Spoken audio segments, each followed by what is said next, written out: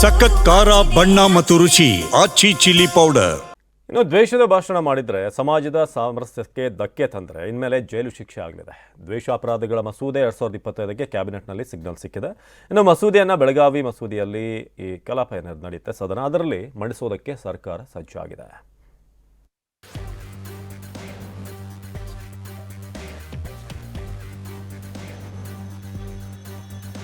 ದ್ವೇಷ ಭಾಷಣ ಮಾಡಿದ್ರೆ 1 ರಿಂದ 7 ವರ್ಷ ಜೈಲು ಶಿಕ್ಷೆ. ಪ್ರಚೋದನಕಾರಿ ಭಾಷಣ ನಿರ್ಬಂಧಿಸುವ ಕಾಯ್ದೆಗೆ ಸಂಪುಟ ಅಸ್ತು. ದ್ವೇಷ ಭಾಷಣ ಮತ್ತು ದ್ವೇಷ ಅಪರಾಧಗಳ ಪ್ರತಿಬಂಧಕ ವಿಧೇಯಕ ಸಚಿವ ಸಂಪುಟ ಅನುಮೋದನೆ ನೀಡಿದೆ.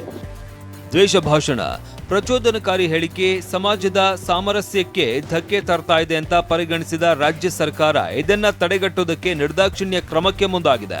ಕರ್ನಾಟಕ ದ್ವೇಷ ಭಾಷಣ ಮತ್ತು ದ್ವೇಷಾಪರಾಧಗಳ ಮಸೂದೆ 2025ಕ್ಕೆ ನಿನ್ನೆ ನಡೆದ ಸಚಿವ ಸಂಪುಟ ಸಭೆ ಅನುಮೋದನೆ ನೀಡಿದೆ. ಈ ಮಸೂದೆಯನ್ನ ಡಿಸೆಂಬರ್ 8ರಿಂದ ನಡೆಯಲಿರುವ ಪ್ರಸಕ್ತ ಬೆಳಗಾವಿ ಅಧಿವೇಶನದಲ್ಲಿ ಮಂಡಿಸುವುದಕ್ಕೆ ನಿರ್ಧರಿಸಲಾಗಿದೆ. ಕರ್ನಾಟಕ ದ್ವೇಷ ಭಾಷಣ ಮತ್ತು ದ್ವೇಷ ಅಪರಾಧಗಳ ಪ್ರತಿಬಂಧಕ ವಿಧೇಯಕ 2025ಕ್ಕೆ ಸಚಿವ ಸಂಪುಟ ಅನುಮೋದನೆ ನೀಡಿದೆ.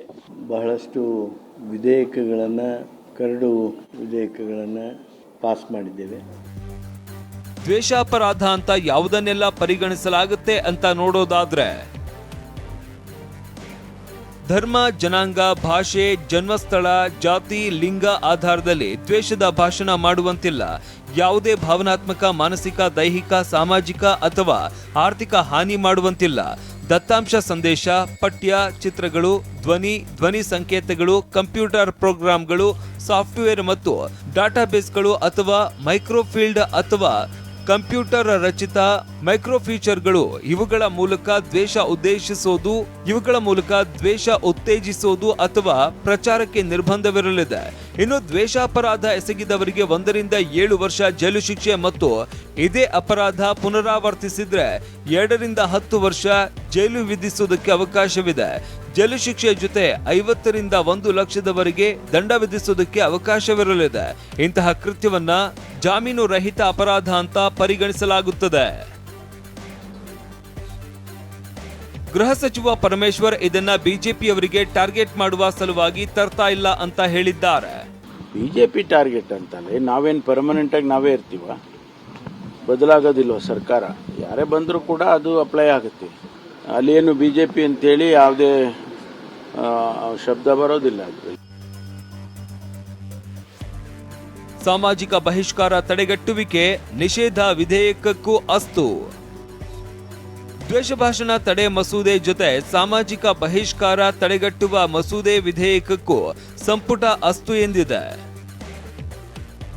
ಇದರ ಅನ್ವಯ ಗ್ರಾಮ ಅಥವಾ ಸಮುದಾಯದಿಂದ ಯಾರನ್ನ ಹೊರಹಾಕುವಂತಿಲ್ಲ. ಧಾರ್ಮಿಕ, ಸಾರ್ವಜನಿಕ ಸ್ಥಳಗಳ ಬಳಕೆಗೆ ನಿರ್ಬಂಧ ಹೇರುವಂತಿಲ್ಲ. ಸಾರ್ವಜನಿಕ ಪೂಜಾ ಸ್ಥಳಗಳ ಪ್ರವೇಶಕ್ಕೆ ಅಡ್ಡಿ ಮಾಡುವಂತಿಲ್ಲ. ಶಾಲೆ, ಆಸ್ಪತ್ರೆ, ಸಮುದಾಯ ಭವನ ಪ್ರವೇಶ, ಮದುವೆ, ಅಂತ್ಯಕ್ರಿಯೆಯಲ್ಲಿ ಭಾಗವಹಿಸುವುದಕ್ಕೆ ತಡೆಯೊಡ್ಡುವಂತಿಲ್ಲ. ಹೀಗೆ ಹಲವು ಅಂಶಗಳನ್ನ ಸೇರಿಸಲಾಗಿದೆ. ಮಕ್ಕಳನ್ನ ಒಟ್ಟಿಗೆ ಆಡೋದಕ್ಕೆ ಅಡ್ಡಿಪಡಿಸುವಂತಿಲ್ಲ.